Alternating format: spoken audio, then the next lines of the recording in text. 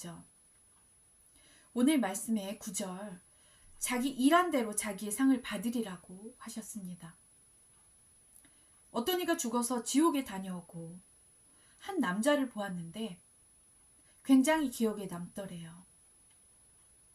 그 남자는 눈 빼고 온몸에 털처럼 잔디로 온몸을 둘렀더래요. 생각하니 너무 징그럽죠. 왜 그런가 보니 그는 이 세상에서 잔디에 대해 굉장히 집착을 하던 사람, 늘 잔디 깎고 물 주고 아끼던 사람이었죠. 잔디를 그렇게 아끼더니 거기 가서 잔디를 온몸에 두르고 행복하겠죠. 오늘 말씀의 10절, 내게 주신 하나님의 은혜를 따라 지혜로운 건축자와 같이 터를 닦아두매. 각각 그 위에 어떻게 세울까를 조심하라세요. 11절, 다른 터를 닦아둘 자가 없으니 이 터는 곧 예수 그리스도라. 터는 예수님, 우리를 건축자에 비유했습니다. 누구든지 금이나 은이나 보석이나 나무나 풀이나 집으로 이 터 위에 세우면 각 사람의 공적이 나타날 터인데 그날의 공적으로 밝히리니. 심판날의 공력이라고 해서 이 말은 일, 행위, 작품이라는 뜻인데요. 아주 쉽게 이해하기 위해 우리가 어릴 때 동화 돼지 사냥때 있잖아요.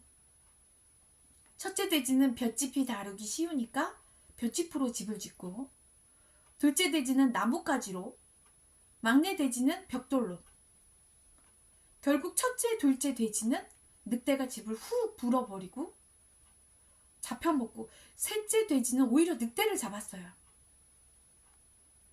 오늘 말씀에 바울은 터 위에 교회를 세울 때 금이나 은같이 귀한 보석으로 세우는 사람들이 있는가 반면에 나무와 집, 풀 같은 것으로 세우는 사람이 있다고 하죠. 이 말씀은 첫째로는 사역자나 직분자에게 성령의 영감을 의지해서 열매 맺는 말씀을 전하고 성전을 금은보석으로 짓는 자들의 공적을 의미하고, 늑대가 불면 날아갈 풀, 집, 나무는 그 세상 철학이나 세상 지혜로 사역한 자들의 공적을 의미합니다. 성도들도 마찬가지입니다. 골로새서 2장 8절, 누가 철학과 헛된 속임수로 너희를 사로잡을까 주의하라. 이것은 사람의 전통과 세상의 초등학문을 따름이요 그리스도를 따름이 아니니라. 저는 설교에 산 간증, 실제의 일, 이런 목사님들을 좋아하고 전 이런 설교를 들을 때 은혜가 되더라고요. 산 설교. 찬양도 잘하려고 하기보단 마음으로 하라고 주님이 가르쳐 주셨기에 이탈되고 얼굴이 일그러져도 그게 항상은 아니겠지만 그냥 인간적인 생것을 보여드리는 거, 그것이 좋다고 생각해서, 제가 주의 종이지 세상의 가수가 아니잖아요. 제가 좀 망가져도 어떻게 얼굴을 보고 오시던, 노래가 좋아서이건 드라마인 줄 알고 오시던 어떤 그 외국인 분이 저한테 묻더라고요. 제가 왜 설교하다가 눈물 나서 리얼로 그냥 우는 그 설교 있잖아요. 그거 보시고 드라마냐고 저한테 물으셔서 재밌었는데요. 그렇게 드라마인 줄 알고 오시던, 제 유튜브에 오셔서 주님을 만난다면 그걸로 저는 귀하게 쓰임받은 거죠. 늘 본질이 중요하니까요. 주님이 보시는 그 마음의 중심. 설교에 제 이야기가 나온다 한들 말씀에 매치되는 제 간증이 없다면 앞으로 다른 분들의 좋은 간증이나 경험들을 이야기하겠지, 제가 있어 보이기 위해서 그 어느 철학자의 이야기나 명언들을 이야기하고 싶진 않습니다. 전 그렇게 배우진 않았어요. 그건 철학책, 명언책을 사보시면 되는 거예요. 예수님 말씀이 아니잖아요. 살아있는 예수님의 그런 간증도 아니에요. 목사는 예수님의 말씀을 전하는 자. 저는 그렇게 배웠습니다. 그렇게 설교를 세상의 포장지로 거창하게 두르고 그것에 더해 남의 설교를 표절하는 분들의 이야기를 종종 들었습니다. 신성한 주님의 말씀을 40일 금식하며 그 귀한 말씀을 돌판에 받은 모세도 있죠. 지금은 성도들이 모르니까 그냥 존경받으며 그럭저럭 갈 수 있어요. 그러나 아무도 모르니 당장 남의 볏짚을 주워다 쓰는 죽은 설교. 주님의 불꽃 같은 눈이 다 보고 있습니다. 이 공적을 시험할 때 이 공적은 가볍게 타버립니다. 왜냐하면 주워온 가벼운 짚, 풀, 나무이기 때문에 헐헐 타버리죠. 성도들의 머릿속에서도 마찬가지 다 타버리므로 남는 게 없습니다. 저는 주님의 이런 불꽃 같은 심판이 성경만 읽어도 무섭던데 그분들은 잠언 6장 18절 죄로 달려가는 발이 아주 빠르고 대단하십니다. 지금은 마지막 때이죠. 아주 잘 분별하셔야 합니다. 거칠에만 훌륭한 큰 교회를 택할 것이 아니라 주님의 말씀이 금, 은, 보석처럼 귀히 여겨지고 영혼을 사랑하는 교회, 그런 인본주의 교회가 아닌 신본주의 사상을 따라야 할 것입니다. 신중히 판단하셔야 할 때가 왔습니다. 교회가 아닌 종교 생활을 하는 그냥 교회의 역할을 하는 교회 건물도 보았습니다. 건물로서 역할만 해주는 거죠. 참으로 분별하기 무섭고 혼란스럽고 괴로운 세상입니다. 오늘 말씀에 공적이 불탈 때 지옥 간다고는 나오지 않습니다. 15절 자신은 구원을 받되 불 가운데서 받은 것 같으니라. 상급은 없지만 구원은 받는다죠. 이 구원마저도 은혜일 텐데요. 오늘 축복의 말씀을 전하려 했는데 자연스레 이 말씀을 전하게 되었는데요. 심판은 누구에게나 심히 두렵습니다. 카톨릭에선 연옥이 있다고 하죠. 오늘 말씀 15절 불 가운데서 받은 것 같으니라. 카톨릭에선 이 말씀을 연옥에서 건져져 구원받는 말씀으로 풀이한다 합니다. 불 가운데서 받은 구원. 이 말씀의 맥이 전혀 틀리죠. 저도 어릴 때 막내 삼촌이 자살을 해서 돌아가셨어요. 예수님을 믿지 않아서 그 당시 불교였던 저희 할머니가 절에 모시고 그때 삼풍백화점 때 죽은 그 젊은 여자와 영혼 결혼식을 시켜줬던 기억이 있어요.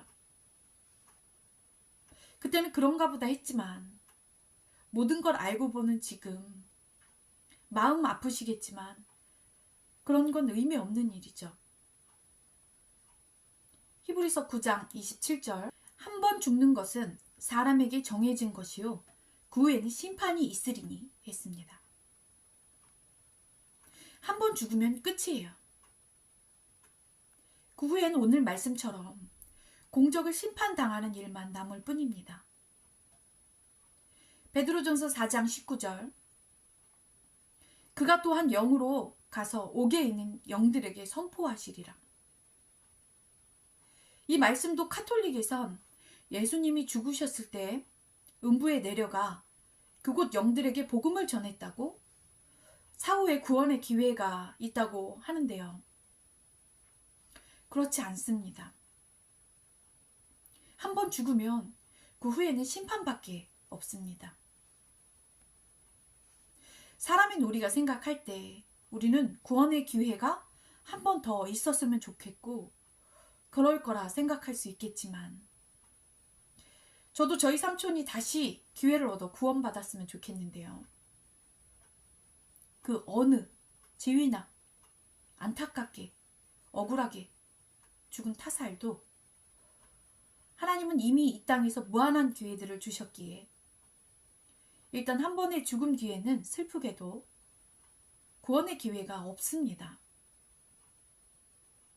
이 땅에서의 모든 시간이 우리에게 주어진 기회인 것입니다. 예수님의 터로 이 땅에서 힘써 애써 금으로 은으로 보석으로 탄탄하게 건축하는 모든 것들이 그날의 공적이 된다는 말씀. 사람이 죽은 뒤 한 번이라도 더 기회 없이 바로 심판하시는 것. 하나님이 모지신 걸까요? 아니요, 그렇지 않습니다. 지금 우리나라 얼마나 많은 매체에서 복음이 쏟아져 나오고 있는지요. 유튜브만 봐도 수많은 설교들 여기저기서 그리고 전도하는 것. 이 모든 것들이 하나님이 주신 기회인 걸 알고 계시는지요. 이 많은 복음 중에도 참이 있고 거짓이 있고 금, 은이 있고 나무, 집, 풀 이런 것들이 있다는 것도 구별이 되시는지요. 힘듭니다. 인정합니다. 힘들어요. 이단들도 다 똑같다가 끝에서 바꿔버리니까요. 은혜 아니고 힘든 겁니다.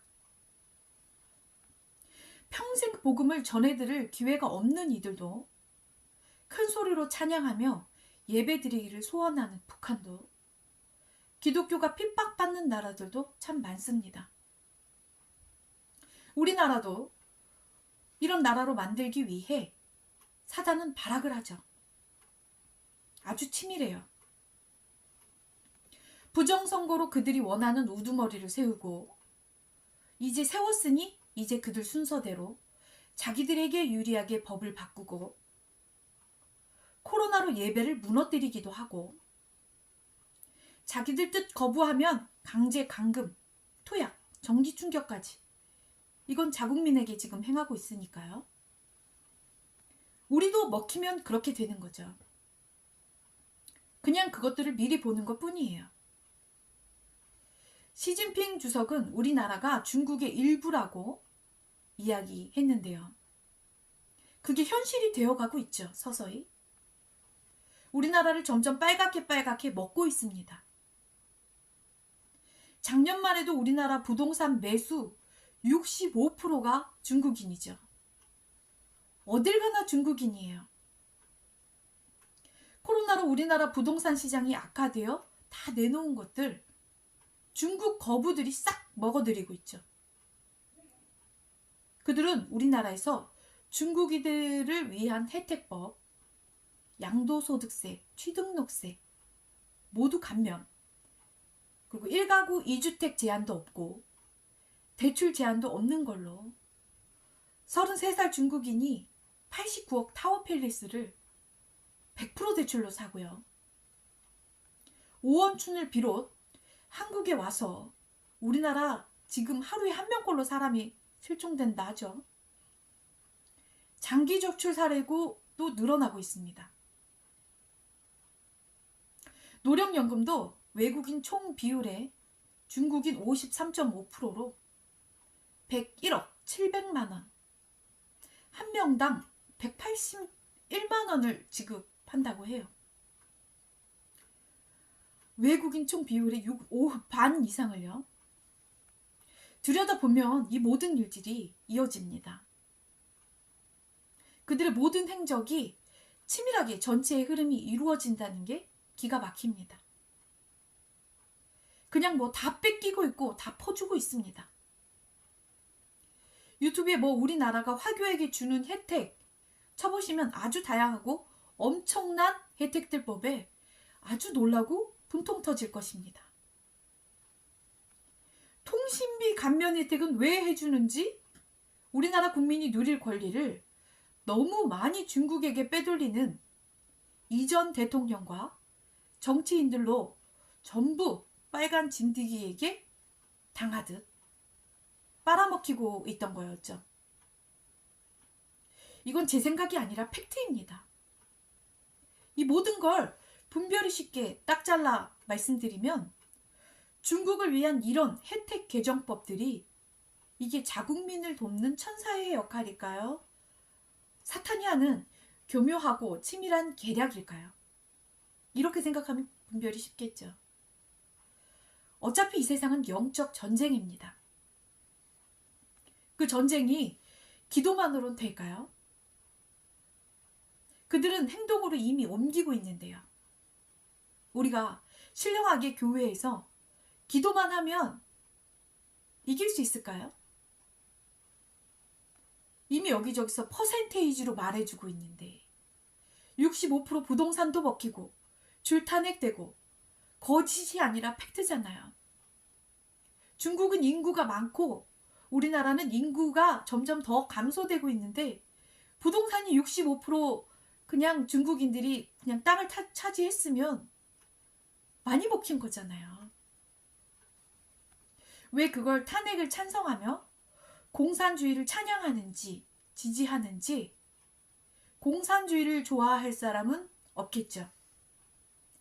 이단과 같이 그 맘속에 이기적인 먹이가 있으니까 먹고 사는 것도 힘든데 아 그래 부자 거 나눠준다고? 괜찮네. 그렇게 살면 뭐 좋지. 사탄이 그런 것들로 혼미하게 그 사람 안에 이기적인 것들 혼미하게 꿰어서 단단히 잡아서 속이고 있는 거죠. 그런 이들에게는 오늘의 말씀 공적은 자체가 없는 거죠. 속이든 속든 연예인이든 유명인이든 어쨌든 사탄의 역할을 하고 있지 않습니까? 그저 심판만이 기다리고 있을 뿐 북한에서 공산화에 몸서리치고 있는 지하 교인들이 있죠. 이들은 이미 복음이 이 예배가 간절하기에 성경 한 장도 귀한 금은 보석으로 여기면서 이미 하늘의 금은 보석으로 건축하고 있습니다. 성경 한 장이 그렇게 귀하다고요. 그런데 설교를 표절하고 이 시국에 왜 싸우냐? 젠틀한 척, 거룩한 척, 중도를 자처하시는 분들을 보는데요. 그냥 그러실 바에는 하지 말으셔야죠. 하나님의 그 귀한 말씀 연구 없이 남의 설교 가져와서 자기 것인 양 거짓말하고 자기 양들 먹이고 거룩한 척 도도한 척 안전지대에 눌러 사실 거면 직분을 내려놓으시는 게 맞다고 봅니다. 뭐 저야 뭐 이제 갓난아기로서 영향력이 없다 치지만 오늘 말씀 보십시오. 그렇게 목회하셔야 하늘의 공적도 없습니다. 어차피 심판의 불 앞에 다 타버릴 그 빌려서 남의 거 빌려서 간신히 지은 그 나무, 풀, 지푸라기 복음. 나라가 위태로운데 자신들 목회만 중요한 이기적인 목사님들이 많아도 너무 많습니다.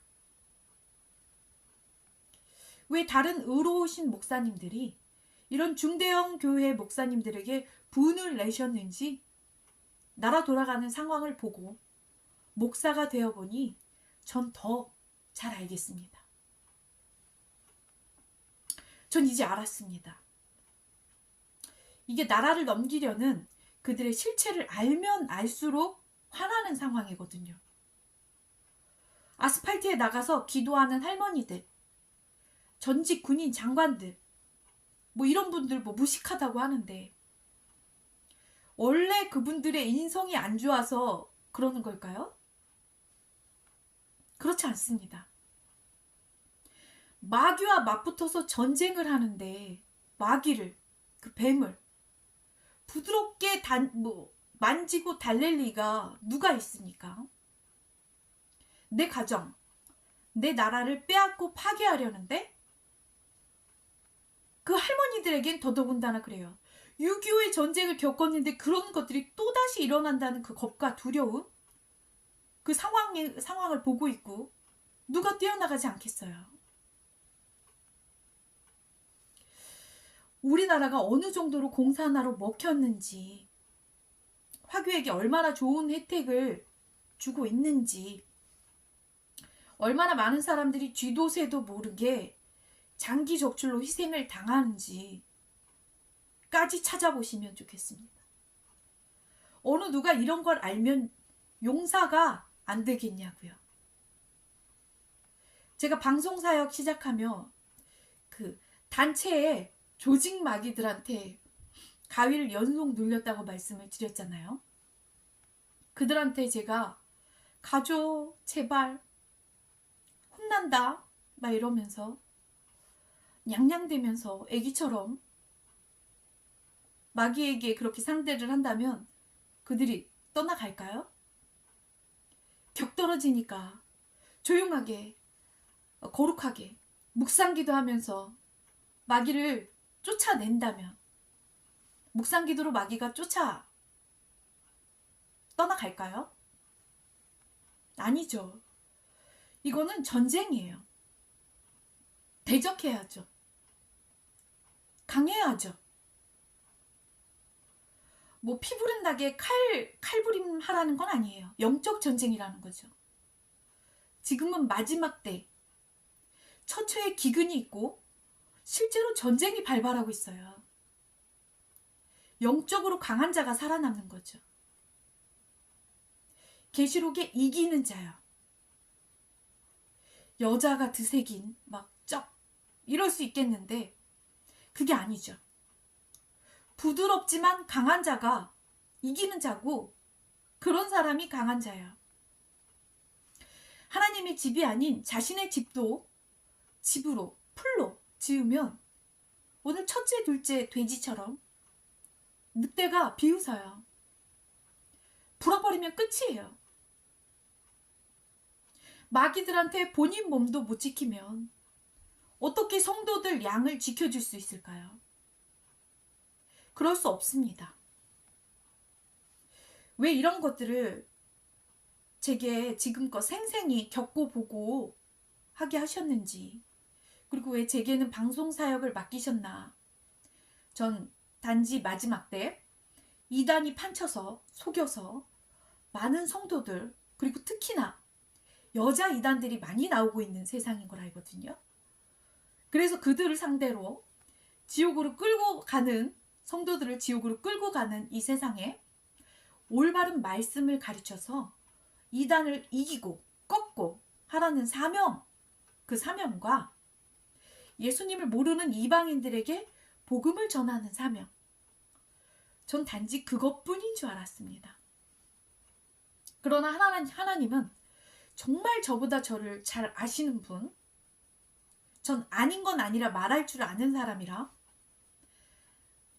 맨 땅에도 헤딩하며 강하게 자란 사람이라 쭉 그렇게 써오셨죠. 누가 듣든 안 듣든, 때를 얻던지 못 얻던지 아닌 건 말하라시는구나. 말도 안 되는 거, 부당한 거, 미쳐 돌아가는 거, 영향력이 있던 없던 그 때를 펼치시는 건 하나님이시니까 그것들을 말씀에 비춰서 말하라시는구나. 역시 또 제게 맞는, 갇히지 않는 풀이사역, 제게 여러 칼라가 있죠. 이런 것들을 주시는 거였구나. 정말 깨닫습니다. 하나님은 공평하십니다. 우리에게 많은 기회를 주시되 죽은 후에는 자기의 공적대로 심판대에 섭니다. 우리나라가 복받아서 여기저기를 봐도 교회고 전도한다고 흔하고 값싼 나무 집 풀의 하나님이 아니십니다. 그만큼 우리에게 많은 기회를 주시는 거고 금은 보석으로 여기고 예수님의 터에 귀한 섬김과 믿음으로 경외함으로 건축해야 할 것입니다. 성도들의 일상적인 교회만 밟는, 마당만 밟는 종교생활도 마찬가지 공적은 없습니다.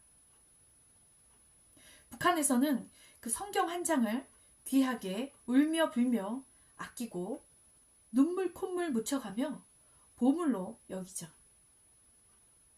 우리나라는요, 저만 봐도 집에 성경책이 쌓였습니다.